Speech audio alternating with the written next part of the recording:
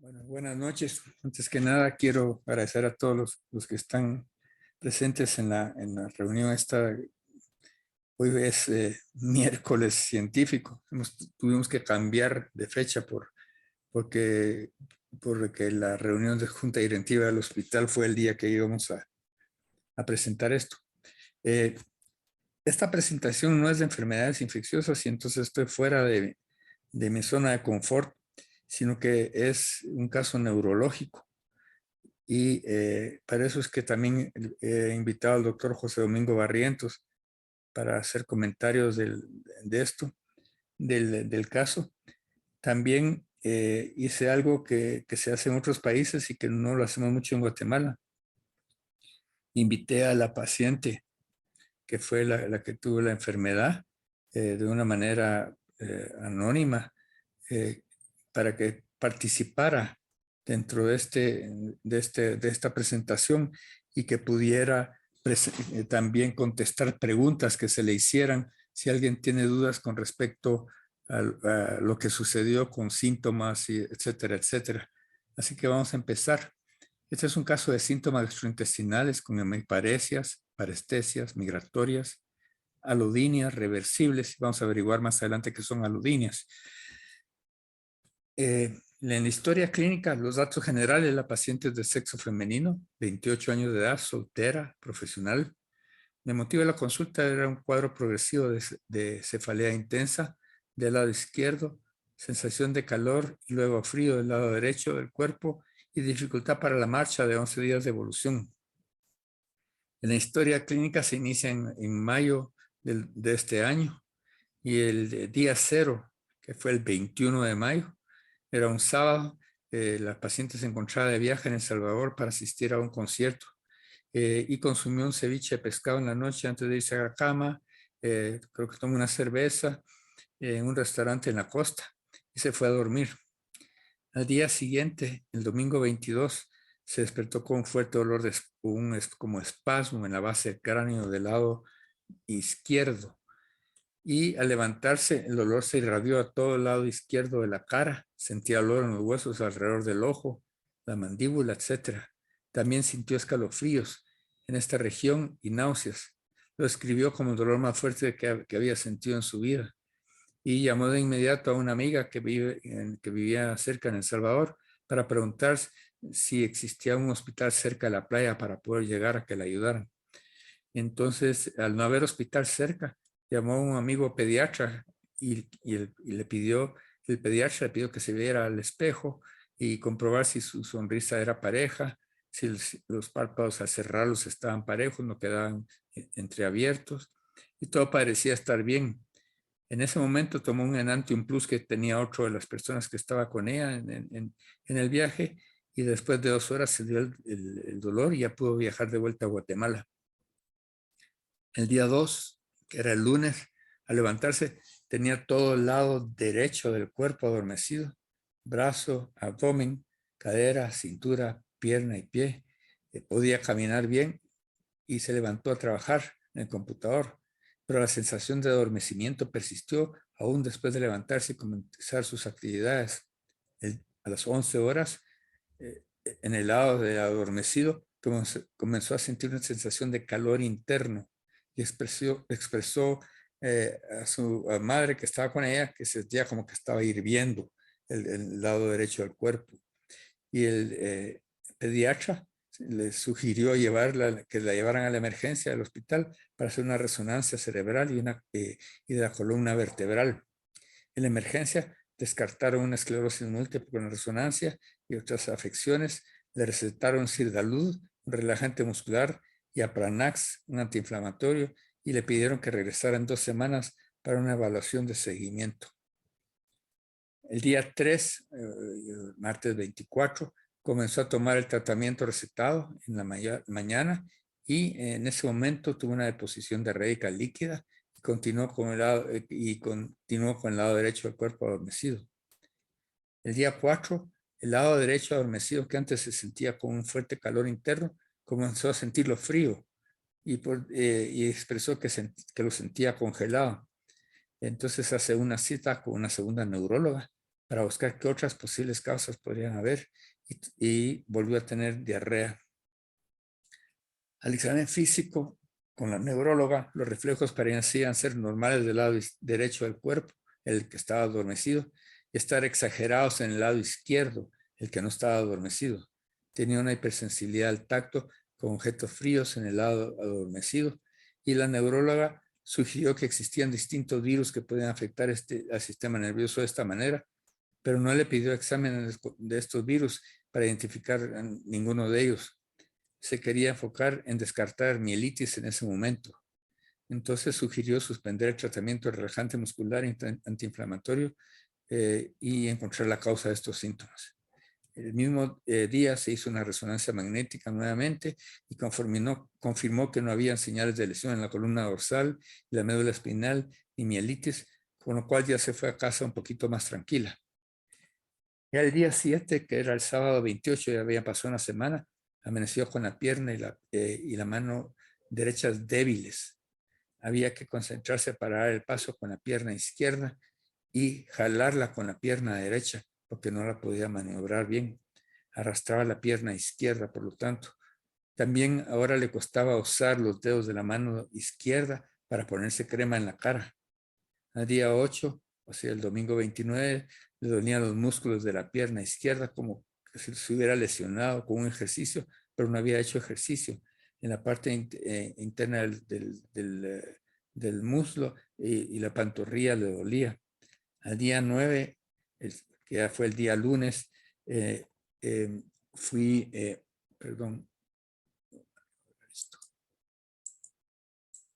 fui consultado para ayudar a identificar los posibles virus que podían causar estos síntomas.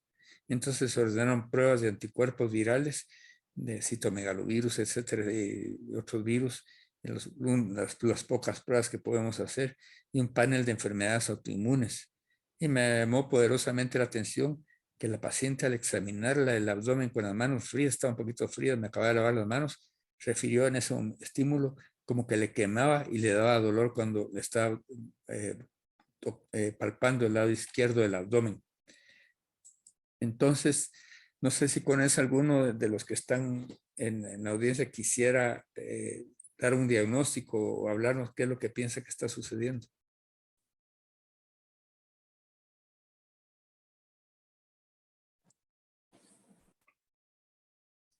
Tal vez puede usar el micrófono y dar algunas sugerencias.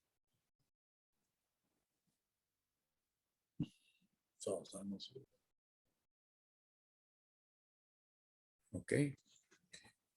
Parece que en más de los 50 personas que hay, no hay nadie que quiera dar una sugerencia que estaba pasando. Bueno, voy a seguir adelante entonces.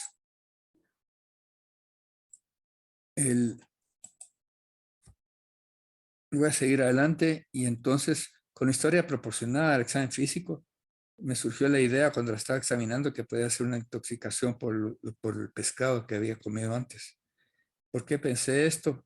Van a ver más adelante, pero en ese momento hablé con un neurólogo por teléfono y, y me había dicho, porque estaba pensando en esta intoxicación, y este neurólogo tenía experiencia en este tipo de casos.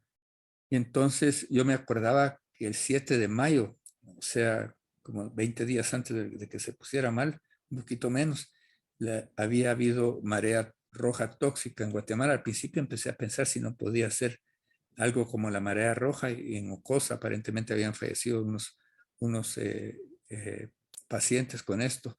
Y entonces con esa idea en mente también le hablé al neurólogo, pero el neurólogo me aclaró un poquito más las cosas de lo que él pensaba. Y entonces el doctor José Domingo Barrientos fue quien efectuó el examen físico el día 10, el martes 31, y me dio más información sobre las toxinas y el paciente también que podrían causar estos síntomas. El día 12, jueves, confirmó una posible intoxicación por ciguatera. Y vamos a hablar de ciguatera en toda esta plática, principalmente a partir de síntomas de hipersensibilidad al tacto con objetos fríos, que es, o sea, la alodinia. que eso es un signo patognomónico de esta intoxicación específica. El día 13, viernes 3, sintió una debilidad en la pierna y la mano izquierda y comenzaban a mejorar estas dos debilidades. El día 19 de la enfermedad, o sea, el jueves 9 de junio, desde el diagnóstico del jueves 2, cada día disminuían los síntomas de forma gradual y solo prevalecía un poco de hipersensibilidad al frío en la planta del pie derecho. Para entonces, todos los otros síntomas habían desaparecido y poco a poco retoma su vida normal y ya podía manejar, hacer ejercicio. Quiero contarles que esta paciente era corredora de medios maratones y una persona muy centrada, muy no bebía en exceso, comía bien, etcétera, etcétera. No había ningún factor de riesgo. Entonces empezamos a ver qué intoxicaciones existían con comer mariscos o pescados y encontramos la ciguatera, que es la más corriente de todas, que eran causadas por dinoflagelados, ya lo vamos a ver, con estas toxinas, la ciguatoxina, maitoxina y escaritoxina, y se encuentran en pescados que están en los arrecifes, para náusea, vómitos, diarrea, dolor abdominal, lo cual solo tuvo diarrea la paciente claramente. También habían síntomas que duraban más tiempo, que eran dolor, era debilidad y baja presión arterial. Y el tratamiento aquí era de soporte nada más y posiblemente manitor intravenoso, y vamos a hablar de eso más adelante. Después hay otra intoxicación que es por brevotoxinas y son también dinoflagelados. Y aquí está Carenia brevis y otras especies. Y aquí esto es en conchas, en ostras, en todo este tipo de moluscos. Y también podría provocar náusea, vómitos, diarrea. También se dormía la lengua y mareos, y el tratamiento aquí solo era de soporte. Esta tal vez es la más peligrosa de todas, que es la marea roja, que son las oxitoxinas, y son nuevamente dinoflagelados los que lo producen, y es causada por conchas y ostras, etcétera.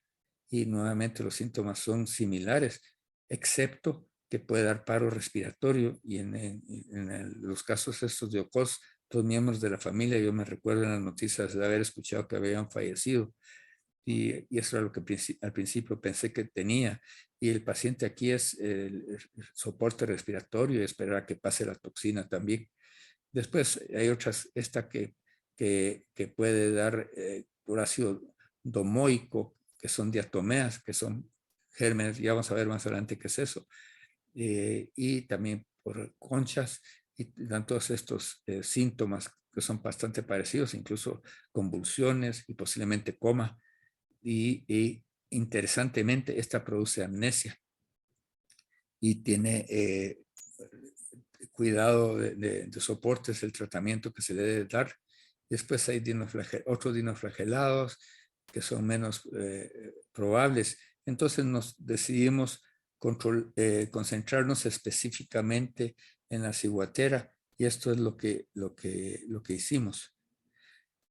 Vamos a hablar un poquito de dónde está la ciguatera. El riesgo de intoxicación de la ciguatera existe en todas las aguas tropicales y subtropicales de las Indias Occidentales, Océano Pacífico, Océano Índico, donde comen estos peces en los arrecifes. Ustedes pueden ver este color, es donde se encuentra la ciguatera, y más que todo está en el Caribe. En este mapa no hay Perú, pero en otros mapas sí está el Perú, ya lo vamos a ver más adelante. Y también está la marea roja, que es lo que está siendo reportado por Guatemala por varios años ya, que es esta que está aquí abajo. Este es otro tipo perdón que estoy pagando el teléfono. Este es otro tipo de mapa, y este mapa se los traje porque hay algo interesante aquí.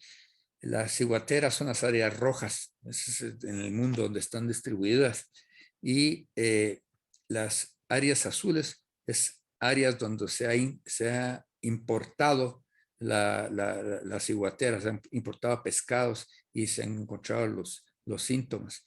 Sin embargo, en California a lo mejor ya han tenido casos, pero las áreas amarillas tristemente son las áreas del océano que se han ido calentando cada vez más y más, y este tipo de organismos que producen esta toxicidad se han movido hacia esas aguas por el agua estar más caliente por el cambio global que estamos sufriendo.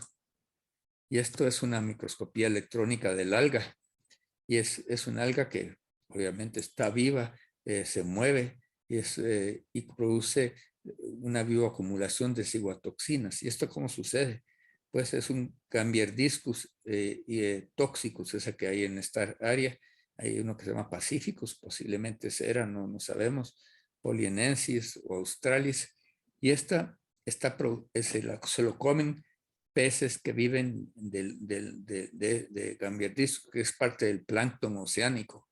Y entonces son peces que son herbívoros, y ahí es donde están las algas sobre las plantas y sobre los corales, y especialmente el coral muerto es un sitio ideal para que suceda. Y entonces estos peces a su vez son ingeridos por peces que son piscívoros o carnívoros y se comen a los herbívoros. Y entonces estos también se contaminan, y con cantidades muy pequeñas de la toxina puede dar ciguatera.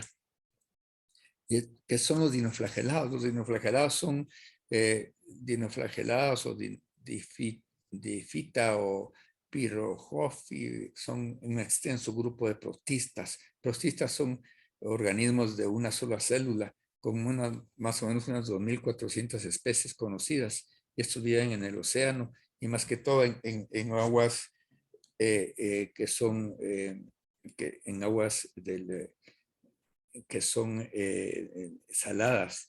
El nombre que en realidad proviene del griego dinos, que es girar, y el latín flagellum, que quiere decir látigo.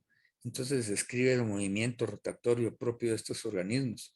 Estos microorganismos son unicelulares, aunque pueden formar colonias y formar parte de lo que se llama el fitoplancton, de agua dulce también. Y hay unas 220 especies que están en agua dulce, pero aquí no está reportado la ciguatoxina, y el marino es el resto. Aproximadamente la mitad son fotosintéticos, o sea que son algas que viven de la luz haciendo fotosíntesis por medio de clorofila, y otros que tienen una sustancia que se llama carotenoides, que también aprovechan la luz para poder vivir. Su nutrición es principalmente autótrofa. Esto lo que quiere decir es que no necesitan comer otros organismos, sino que ellos mismos de los elementos que encuentran adentro del agua forman su propio alimento en el cuerpo. Entonces son productores primarios, junto con las diatomeas, que son otro grupo de fitoplancton, constituyen el nivel trófico, o sea, de alimentación primario en la cadena alimentaria acuática. Y esa es la cadena, la escalón más bajo en la cadena alimentaria acuática. Ciertas especies de dinoflagelos, como las zooxantelas simbiontes de animales invertebrados como los corales, anémonas y almejas, ahí viven sobre ellas, y desarrollan una relación mutualista sobre los arrecifes coralinos. Otros son heterófilos, mixótrofos, se alimentan de otros dinoflagelados y diatomeas. También algunos de ellos son parásitas. Por ejemplo, el Oodinium. No sé si ustedes han tenido peces en peceras en sus casas, en acuarios, y este tipo es un parásito que ataca a los peces, esto sí es de agua dulce, y les da unos puntitos blancos y se llama IC, la enfermedad. Sus poblaciones se distribuyen en función de la temperatura, la salinidad y la profundidad del agua. Estos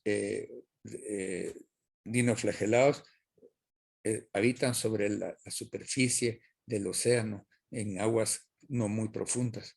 Algunos son de estos pueden emitir luz, algunos dinoflagelados porque tienen bioluminiscencia, y otros son responsables de las mareas rojas o floraciones de algas nocivas. Entonces, ¿qué produce el envenenamiento por la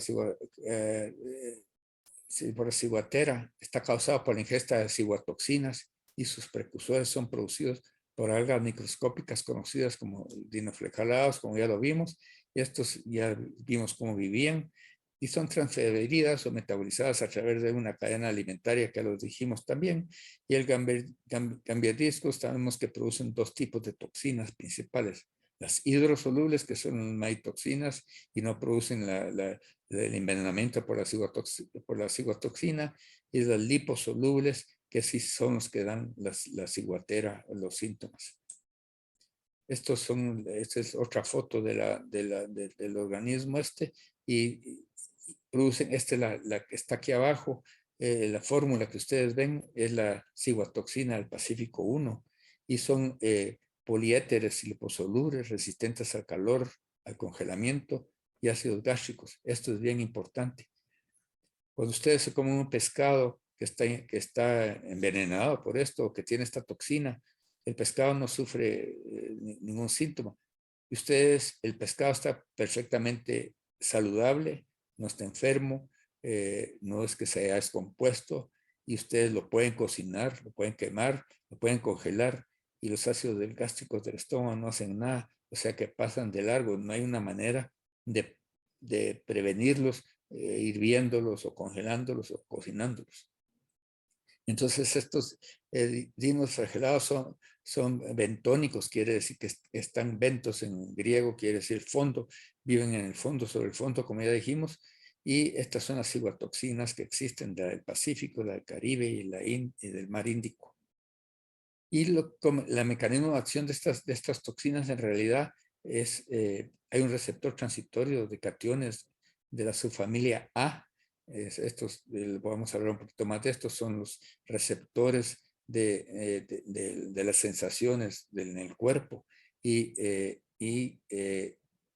se llama TRPA1, que quiere decir esto, que es un catión, es un receptor potencial de cationes de la subfamilia A, y también es conocido como el receptor potencial de anquirina 1 o TRPA1, o receptor wasabi. Wasabi es una sustancia que está ustedes saben, en el sushi, y tiene un sabor extraño, y lo que hace es que estimula este tipo de receptores en la lengua y da ese sabor tan extraño que ustedes sienten cuando están comiendo el wasabi, parecido al chile. La parte picante del chile es una sustancia que tiene el chile que pareciera que se está quemando uno, sin embargo no produce ningún tipo de quemadura, simplemente engaña a los nervios de la boca para sentir como que uno está comiendo algo que está caliente. Entonces es una proteína que en humanos está codificada por un gen que es el TRPA1, que está en ratones, ratas, y en las ratas este es el gen, el TRPA minúscula 1. Entonces la toxina lo que hace es que bloquea los receptores de sodio a este nivel donde está ese anillo, y esta es la pared de las células, y lo que sucede es que provoca que las células se dematicen porque se queda retenido el sodio adentro, y entonces ahí se hincha. Entonces el mecanismo de dolor está producido por esta ciguatoxina, y es un dolor al frío inducido por la ciguatoxina, y da mayor excitación en los nervios sensoriales, canales voltaicos de iones de sodio activados por canales TRPA, como ya dijimos, y los bloqueadores de canales voltaicos de iones, medicinas que sean bloqueadoras de estas sustancias, podrían ser beneficiosas para el tratamiento, pero no los hemos podido todavía probar, nadie ha podido probarlos. Existen varios tipos de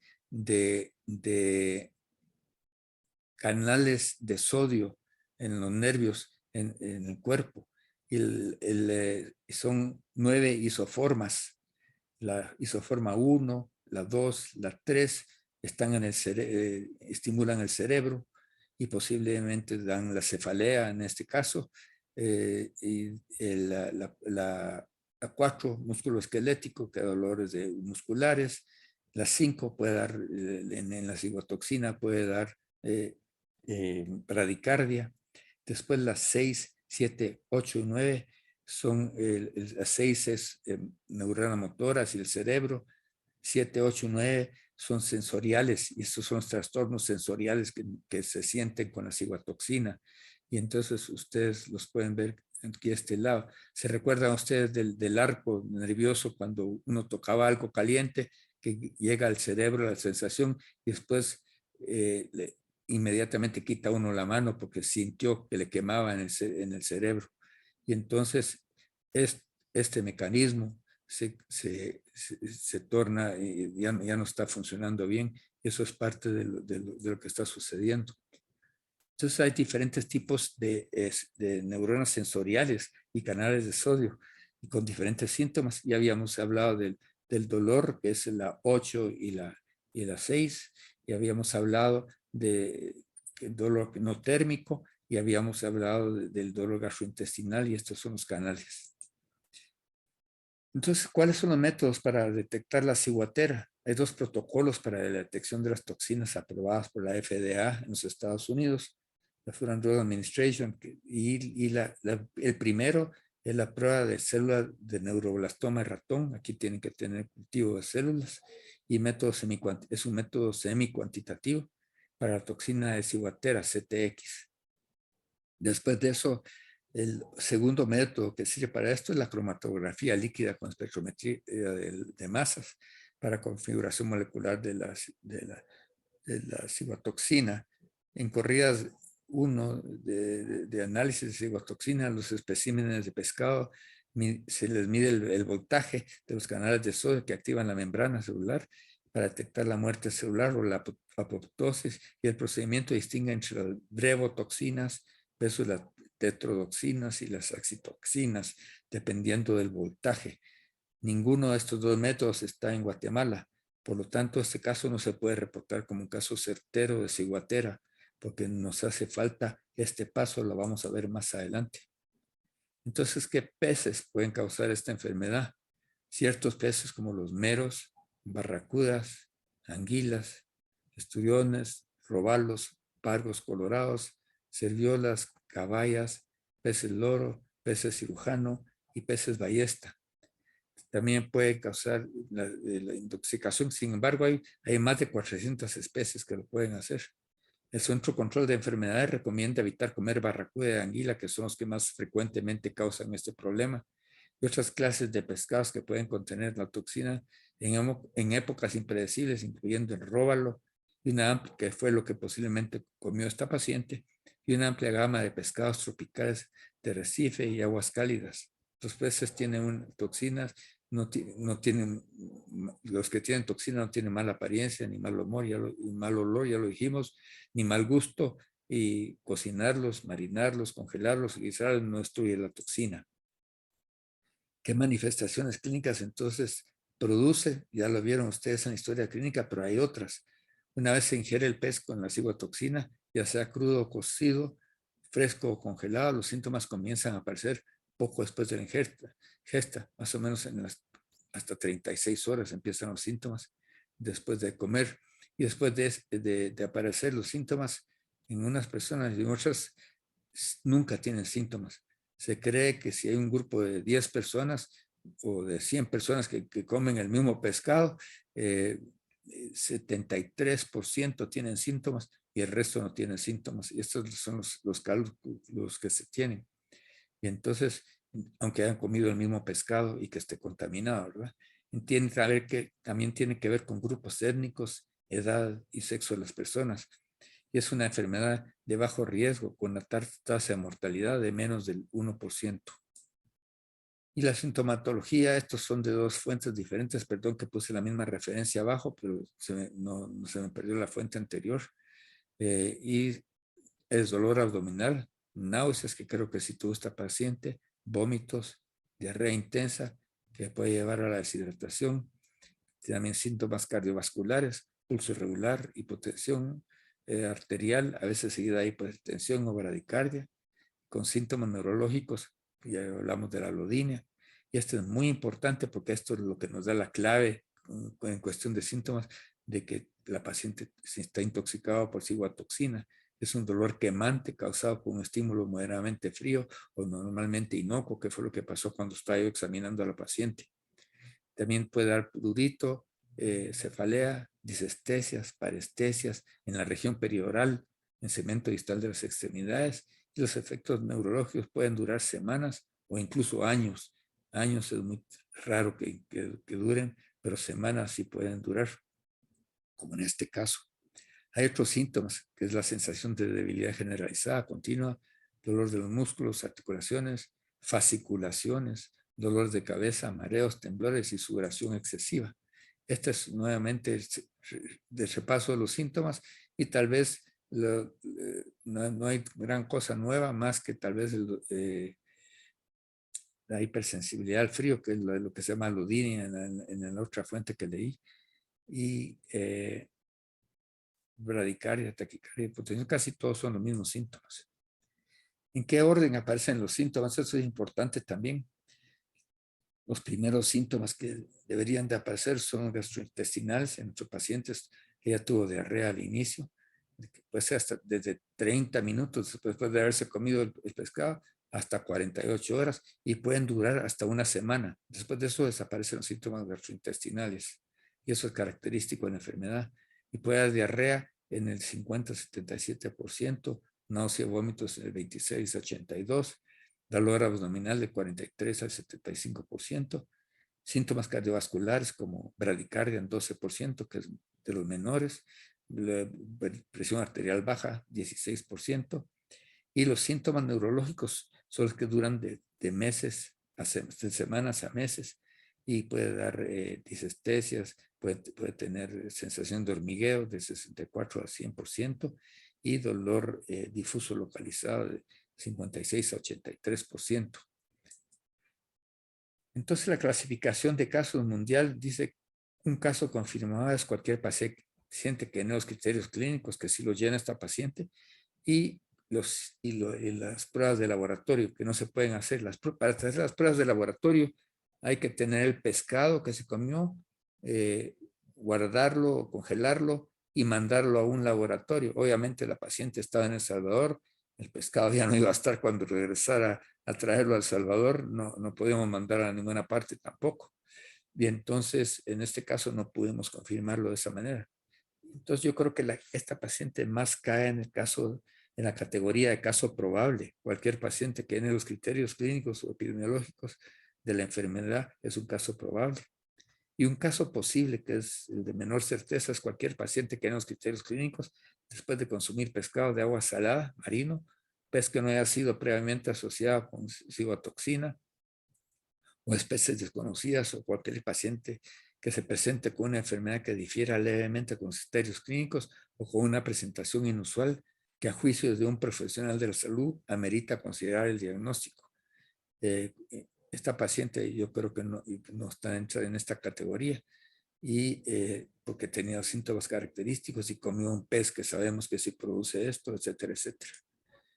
El tratamiento de la intoxicación por ciguatera, el tratamiento consiste principalmente en el alivio de los síntomas y el tratamiento de las complicaciones.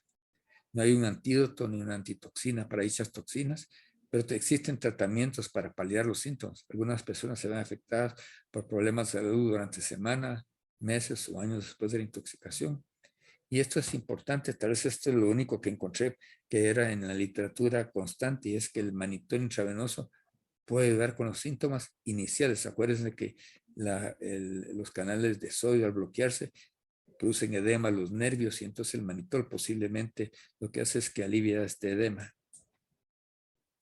Entonces, ¿por qué es tan difícil el diagnóstico? Ya vimos que no tenemos las pruebas disponibles rápidas y no hay pruebas rápidas.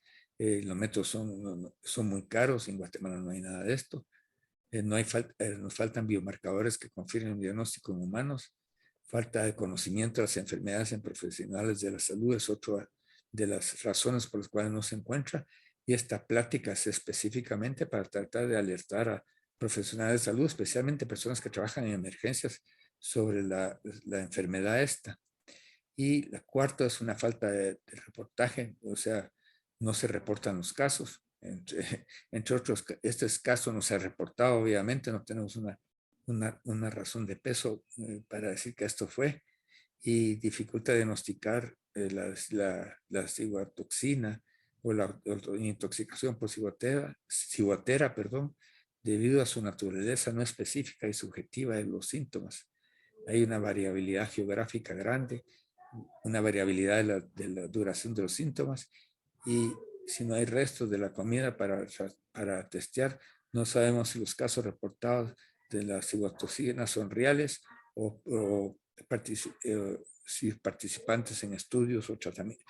Esto más que todo atañe a estudios que tienen que tener para meterlos dentro de un estudio, a los pacientes que tienen que tener todos los criterios bien establecidos. Un segundito, por favor. Entonces, también hay acceso limitado a las pruebas de pesos para confirmar. Y quiero darles un seguimiento que me lo dio ayer la paciente. Mañana se va a cumplir un mes sin síntomas de la paciente. Al principio, luego de 3 semanas de síntomas iniciales, la paciente inició una dieta para evitar recurrencias. Sabemos que hay ciertas comidas que hacen que se reaparezcan nuevamente todos los síntomas. Y entonces la recomendación es evitar que coman pollo, marrano, pescado, mariscos, nueces, cafeína y alcohol. Entonces la paciente estuvo bien por 2 semanas y al sentirse bien, poco a poco fue dejando la dieta y comenzó a comer pollo, leche de almendra, que son parte de las nueces, etcétera. Desgraciadamente, después de esto, el paciente volvió a iniciar nuevamente síntomas, tal como lo dice la literatura. Esta vez fueron un poco distintos. Se le aguadaron las piernas, según ella nos dice, le costaba mantenerse en pie y se le engarrotaba la mano y pie izquierdas. La paciente, al notar esto, obviamente, volvió nuevamente con una dieta muy estricta esta vez, que la va a seguir por 6 meses, como es la recomendación, e incluso se quitó hasta el omega 3, que era de aceite de pescado, y la paciente mejoró rápidamente y nuevamente, y lleva una vida normal ahorita y de trabajo y ejercicio. No sé si el doctor Barrientos quisiera hacer algún tipo de comentario a todo lo que hemos dicho, porque él ayudó a la paciente también. Muchas gracias. Gracias, doctor Baraton. Pues sí, la verdad es que cuando realmente el diagnóstico es muy clínico, no tenemos pruebas diagnósticas para dar a una conclusión definitiva, pero desde el punto de vista epidemiológico, pues ella tiene un antecedente muy claro, un punto de partida muy establecido. Si no estoy mal, ella viajó a El Salvador y pues estaba con sus amigos y de todos sus amigos, solo ella consumió ese pescado. Fue la única que le dio los síntomas y desde el punto de vista clínico, los síntomas pivotales, pues fue estas parestesias alrededor de la boca que ella tuvo y como una sensación como de una neuralgia del trigémino, que son los principales síntomas o los síntomas iniciales de la intoxicación por ciguatera. Y posteriormente tal vez tiene algo que es patognomónico de la enfermedad, que no todas las neuropatías provocan esto y prácticamente es un signo patognomónico que es eh, la, la percepción de la temperatura reversa. Es decir, que la paciente cuando tocaba algo frío lo sentía algo caliente y cuando tocaba algo caliente lo sentía frío y era como migrante, o sea, no siempre en la misma extremidad, sino que era de manera migrante, o sea, migraba el síntoma. Entonces, tal vez esos son los dos síntomas pivotes que a uno lo hacen sospechar en intoxicación por ciguatera. Básicamente la fisiopatología viene dada porque la toxina hace que el sodio no salga del axón, y eso provoca hiperexcitabilidad de la conducción nerviosa, que lo vemos en otras patologías. Y, y básicamente es eso, ¿verdad? El diagnóstico, pues básicamente es clínico, y para que tal vez la perla más importante para llegar al diagnóstico es la percepción reversa de la temperatura. Ese sería como el signo clásico y patognomónico de esta intoxicación. Realmente no lo vemos en la clínica muy frecuentemente. Eh, Siempre está el antecedente del consumo de este tipo de, de mariscos o de pescado. Y en este caso la paciente fue la única de sus compañeros que consumió este pescado, nada más.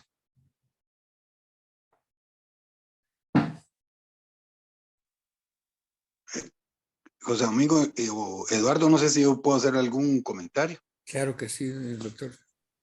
Bueno, yo tuve la oportunidad de ver a esta paciente en la emergencia y lo que nosotros hicimos fue descartar cualquier patología que podríamos haber pensado. Los síntomas en ese momento eran muy inespecíficos, pero yo creo que es muy importante la plática que ustedes han dado porque no se puede hacer el diagnóstico de algo que uno no conoce. Y entonces lo más importante es pensar que pueden existir este tipo de patologías. Epidemiológicamente yo creo que el caso se quedaría un caso posible porque ahí lo que se tendría que haber hecho era hablar con otras personas que ingirieron ceviche, porque definitivamente el ceviche se lo debe haber comido también otra gente y uno podría haber encontrado ahí tal vez otros casos parecidos, aunque como dijo Guayo en su presentación, hay gente que no le pasa absolutamente nada, a pesar de que haya ingerido el pescado que está contaminado. Ahora, esta disociación que ella tiene, esa reversa, que es como dice José Domingo, es una reversa, o sea, lo que uno siente es que lo frío lo siente caliente y lo caliente lo siente frío. Eso es diferente a la alodinia. La alodinia sí se ve en otras patologías del sistema nervioso periférico, en diferentes tipos de dolor de origen neuropático, que es lo que uno puede pensar en un caso de esta paciente, y hasta que uno ya hace todos los nexos epidemiológicos puede llegar a sospechar el cuadro clínico. Y a saber cuántas personas ya se nos han ido con este tipo de diagnóstico, porque los síntomas pues son bastante inespecíficos, a excepción de la reversa de lo frío a lo caliente. Eso creo que es lo fundamental de este caso, y que uno a veces no lo investiga, y hay que definitivamente investigarlo en todas las personas que estuvieron en contacto con ceviches de pescado o comieron pescados sobre todo pescados grandes, como decía Guayo, ¿verdad? Que eso es lo que le da a uno el diagnóstico. Yo creo que es un excelente caso, es un caso de mucha enseñanza, y recordarse también que en neurología no se hacen los diagnósticos casi nunca de primera entrada, sino que es la evolución la que le va a permitir a uno poder pensar en las patologías cuando los casos son difíciles, como el caso de esta señorita, ¿verdad? Entonces, creo que es un excelente motivo para poder revisar esto y siempre tenerlo en cuenta cuando uno ve pacientes en la emergencia con ese tipo de sintomatología clínica. Muchas gracias, Rubén. La alodinia, en algunos lados la explicaban de la manera como la expliqué, en otros lados no, tenés razón. Y Sí, es además, que yo sí, encontré otros virus que pueden dar alodinia, el herpes zóster, dentro de las sí, manifestaciones de la exacto. neuropatía puede dar alodinia también.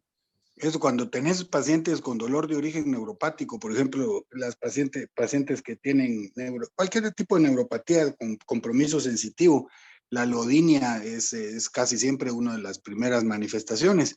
Y tal vez la alodinia, lo que te podría definirla mejor, es que es una sensación que usualmente no debiera de provocar dolor, pero que provoca una una reacción diferente. Entonces, por ejemplo, si soplas la piel de un paciente, pues no le debiera de producir ningún problema, pero estos pacientes con alodinia, el simple hecho de soplarlo puede desencadenarle una sensación diferente, como por ejemplo ardor, o si le pasas un algodón sobre la piel que no debiera de ser molesto para estos pacientes, es molesto. Eso sería lo que es la alodinia. Ahora, José Domingo describió muy bien lo que es esa disociación frío-caliente. O sea, si te ponen una cosa fría, la sentís caliente, y si te la ponen caliente, la sentís fría.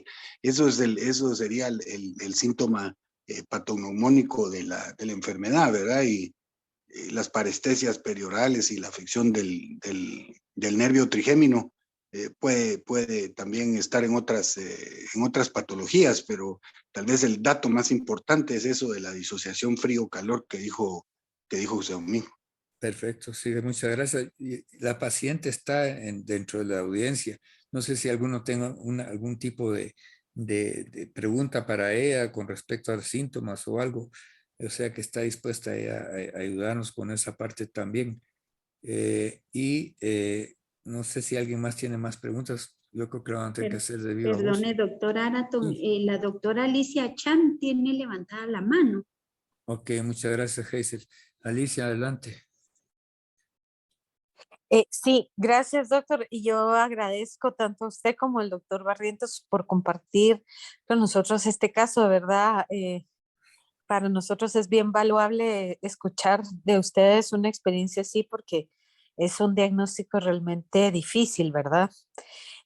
Yo entiendo que no hay manera de prevenir este tipo de intoxicación, digamos, a través de la cocción del marisco, ¿verdad? O sea que aún habiendo estado expuesto a temperaturas altas, la toxina o es decir, el, eh, el, el germen sobrevive, o sea, no importa el estado de cocimiento. En este caso, digamos, había sido un pescado crudo, pero igual cocido no hubiera hecho ninguna diferencia en cuanto a enfermar a la persona, pues. Así es. Sí, así es. Y esa es otra de de lo malo de esto, que no hay manera de prevenirlo, como usted lo está diciendo, pues. Y es muy fácil que se le pase a uno, muy fácil que uno piense que la paciente está somatizando parte de todos estos hallazgos tan raros que tienen. En este caso yo conocía muy bien a la paciente, a la mamá de la paciente, y sabía que eso no estaba sucediendo, pues. Y sí me logró convencer de primas a primeras que todo esto era real, pues. Y así fue como se hizo, pero viendo a alguien desconocido en la emergencia es fácil que uno, si no tiene una idea clara de esta enfermedad, que uno se le pase también, ¿verdad? Y que está somatizando la paciente. No sé si alguien más tiene una pregunta. Guayo, tal vez un comentario. Sí, adelante. Sí, yo me acuerdo que en un momento dado platicamos del caso que me contaste y yo te hablé de la ciguatera esta. Yo tuve la oportunidad de tener, pues vendía mariscos en un tiempo y me acuerdo que muchos de los pescadores y esos en la parte del Caribe, cuando iban a la parte esta, siempre hablaban de que los cubanos y que los haitianos y todos ellos padecían a veces de muchas cosas de estas enfermedades de ciguatera y que llevaban gatos a veces, y eso se prohibió con el tiempo. Llevaban gatos entre sus lanchas y les daban de comer de pescado, y si no les pasaba nada, los, ¿cómo se llama? Podían comerse el pescado que sacaban, sobre todo las barracudas, que son de las que más les da la enfermedad per se. En esto también me acuerdo que platicamos que uno de los que estos viene desde históricamente, desde los asiáticos, y todos ellos han tenido estas enfermedades de hace muchos años. Y el nombre per se, cuando yo estaba en Miami, hablaba mucho de eso también, que había sido un cubano en el siglo pasado que le había puesto ciguatera por un pescado del ciguate o no sé qué cosas así. Entonces de ahí es donde vienen los nombres, pero eso sí es una enfermedad bastante conocida en otros lugares y las hacen más clínicas que otra cosa, porque no tienen laboratorios, no tienen nada de eso, y son los pacientes vomitan y tienen todos los síntomas neurológicos, gastrointestinales, cardíacos, bradicardias y todo eso. Entonces ellos hacen esos diagnósticos y los llevan rápido al hospital para darles tratamientos, pues lo que les tengan que dar, ¿verdad? Pero sí son enfermedades que ya vienen de mucho tiempo atrás, sobre todo en el Caribe, como mencionaste ahí en el mapa que señalaste, ¿verdad? Sí. Y me acuerdo que me lo contaste en emergencia y yo te dije, debe ser ciguatera. No sé si te acordás, pero... Exactamente, sí, me dijiste el nombre. Y fue la experiencia que tuviste trabajando en Claro, Miami tantos años, pues, sí, también en definitivamente. Miami, en el hospital, pero también vendiendo pescado, pues que tuve mi planta de pescado cuando regresé y eso, ¿verdad? Gracias, solo era un comentario. Muchísimas gracias. Yo muy atinado, eso es como llevar los canarios a las minas, como hacían los mineros antes, para Claro, detectar gases tóxicos, ¿verdad? sí, sí. Sí, Y lo de los gatos se prohibió completamente, porque primero era como tratar, aunque no se murieran, a veces no les pasaba nada a los gatos, pero también fue algo antiético matar otro animal, pues, ¿verdad? Correcto, gracias. Ok, muchísimas gracias.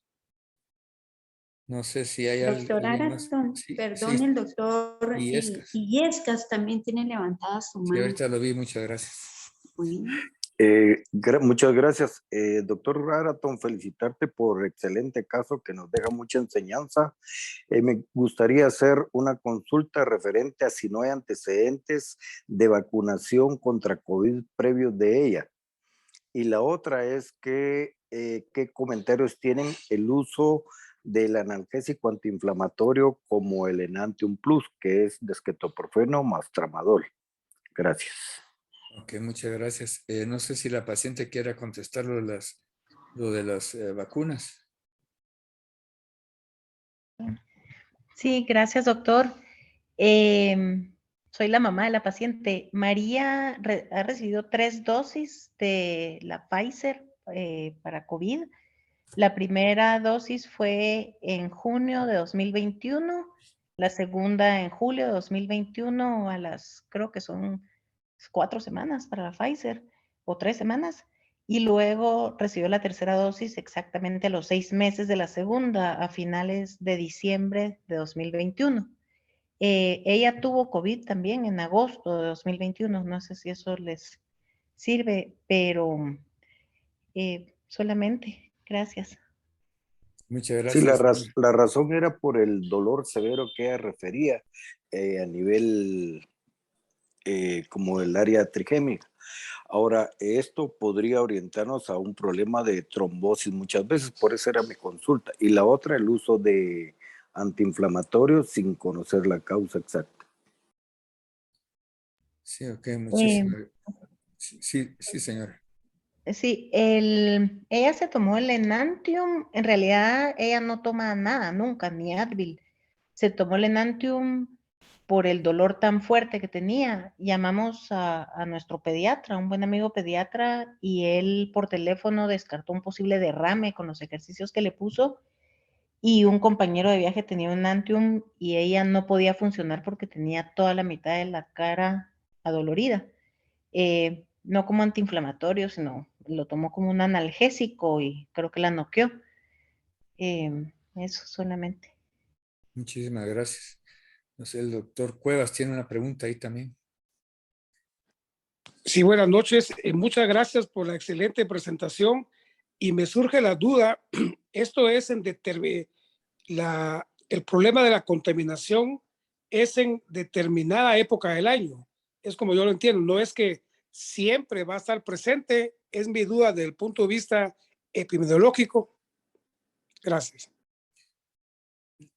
No tengo una respuesta clara para esto. Yo lo que pude leer es que tenía que ver con las temperaturas del agua. Y la misma pregunta me hacía tratando de contestar esto, si la marea roja también está en ciertas épocas del año y las temperaturas del agua en Guatemala, en el Pacífico. Yo lo sé porque he ido a pescar bastante al Pacífico y hay unas épocas del año que está demasiado caliente el agua y los pescados se alejan de la orilla y cuesta mucho pescar, pero sí varían. pero no tengo una respuesta. No sé si alguien tiene una respuesta al respecto.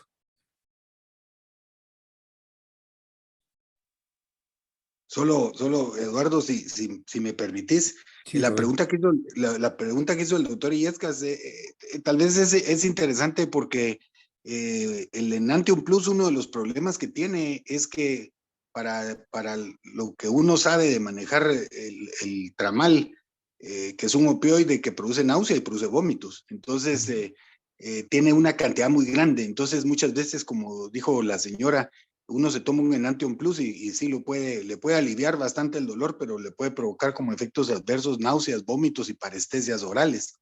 Entonces, ahí pues tal vez se usó para, como dice la señora, aliviar el fuerte dolor de cabeza que ella tenía, pero eso también podría desviar un poquito la atención del cuadro inicial. Y yo no sé, igual yo revisé parte del tema y el problema de la ciguatera es que se la comen los pececitos pequeños y los peces grandes se comen a los pequeños y entonces eso es lo que los contamina. Entonces yo creo que la ciguatera es diferente a la marea roja y yo pienso que puede estar en todas las épocas del año. Tal vez hay, como dicen, cuando hay un sobre más calentamiento del agua, posiblemente hay más, pero yo creo que es todo el año el que puede estar los peces expuestos a ingerir ese tipo de toxina. Sí. Yo creo que ahora lo que nos va a caer es miedo de comernos el ceviche, porque mejor hay que ver bien qué ceviche se come uno, no va a ser que termine uno con ciguatera también, ¿verdad? Pero Es que mejor, ¿sabes qué es lo malo, Rubén? Que cualquier pescado lo puede tener. Y por eso entonces, te digo, entonces mejor ceviche de camarones o de concha, ¿verdad? Porque, pero bueno, sí, yo creo que es en cualquier época, ¿verdad? Solo son áreas que son, podría decirse como endémicas de esto, ¿verdad? hay áreas de floración de los dinoflagelados. Eso hay épocas de floración de dinoflagelados. No sé si estas concuerdan con que los pescados estén más contaminados o no, pues, pero sí, yo no puedo encontrar nada específico al respecto. No sé si Pero, habrá alguna otra pregunta. pero es más que todo por los arrecifes, guay. Ok, Y toda esa parte del mapa que vos pusiste. Porque yo me sí. acuerdo que todo eso lo mirábamos nosotros, por eso es que en Guatemala no hay tanto pescado, sino hay más camarón, porque los arrecifes están más hacia el área de México y El Salvador.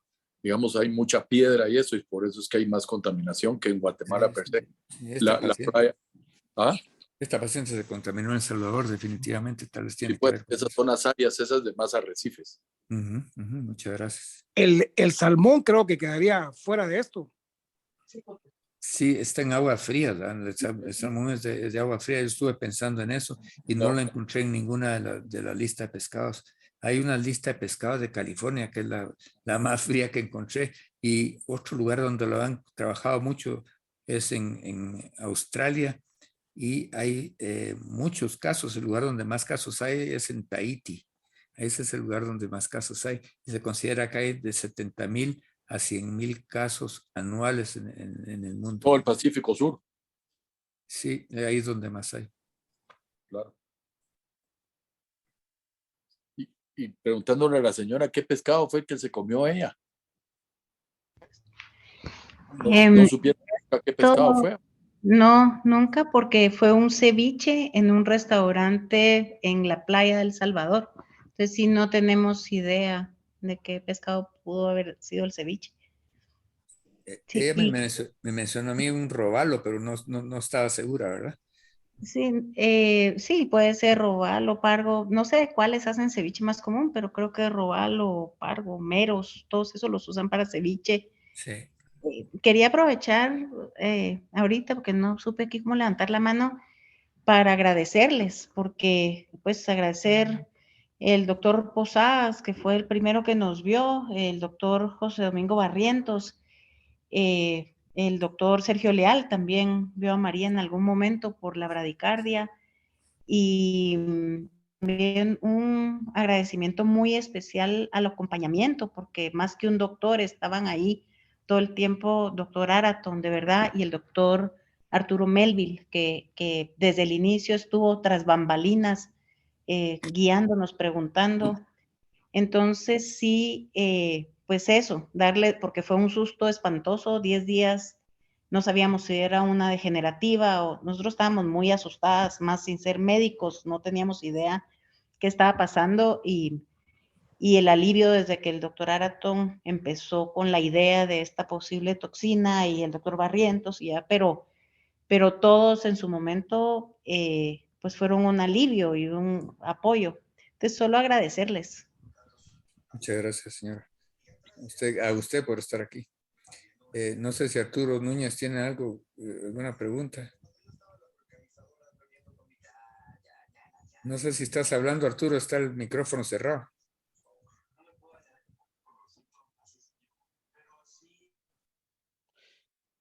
Abrí el micrófono, Arturo.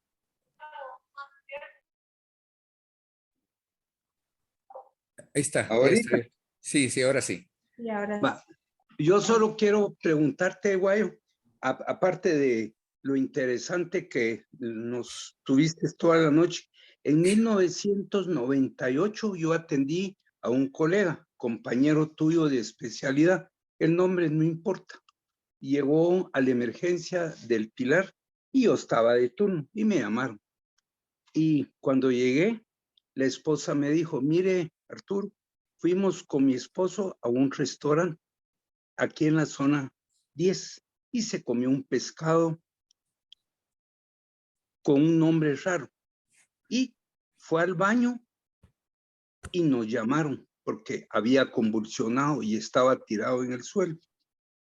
Cuando yo lo vi, no recuerdo mucho del examen que le hice, pero él estaba con su mirada perdida de un paciente que se estaba recuperando de un ictus. Cuando me dijo que había comido un pescado en un restaurante de la zona 10, yo llamé a mi hijo. Mi hijo estaba en Miami, como dice el doctor Castillo, estaba en Miami y le conté y le dije, mira vos, fíjate que me pasó tal y tal cosa. Me dijo, ese es él se contaminó con una ciguatera de los arrecifes de aquí de Miami.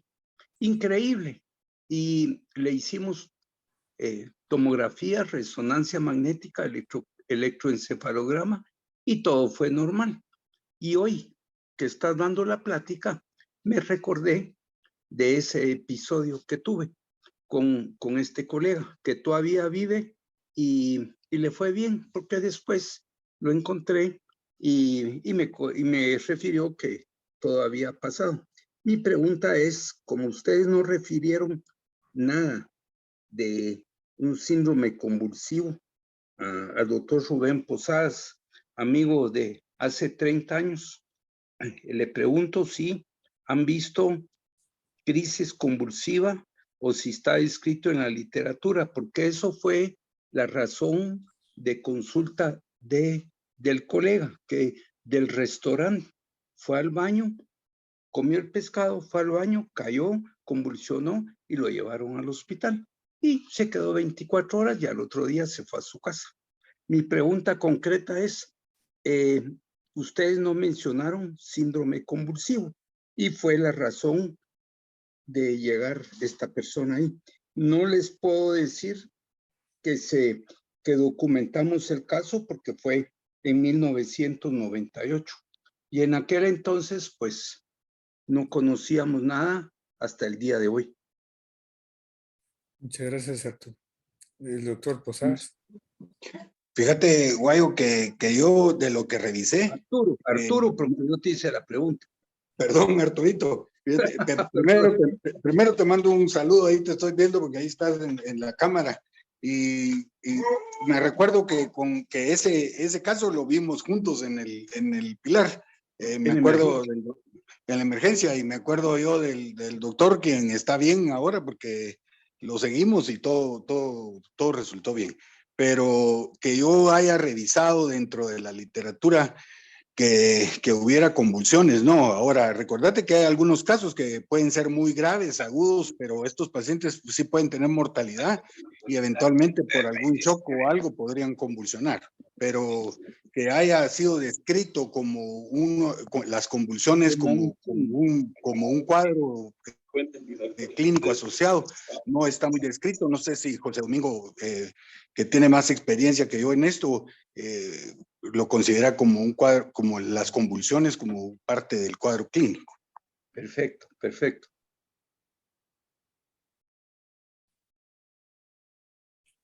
No sé si está oyendo José Domingo.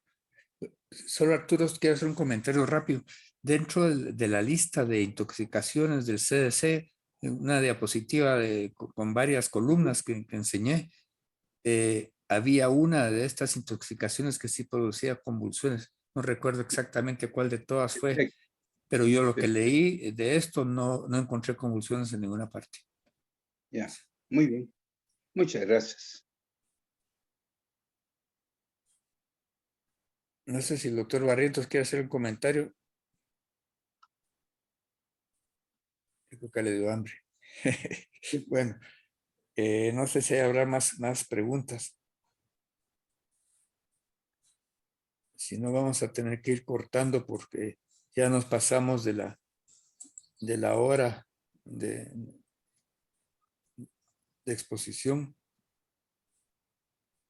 Es más, si no hay más preguntas, yo quisiera darle las gracias a la señora madre de la paciente por habernos acompañado y a todos ustedes, especialmente a Rubén y a José Domingo, con quienes estuvimos compartiendo los datos de esta presentación. Muchísimas gracias y los esperamos dentro de, me imagino que el mes entrante, con otro caso interesante. Este caso variaba porque era de consulta externa, no era hospitalizado. Posiblemente la próxima vez vamos a presentar algo hospitalizado, otra plática importante. Muchísimas gracias y que pasen buena noche todos.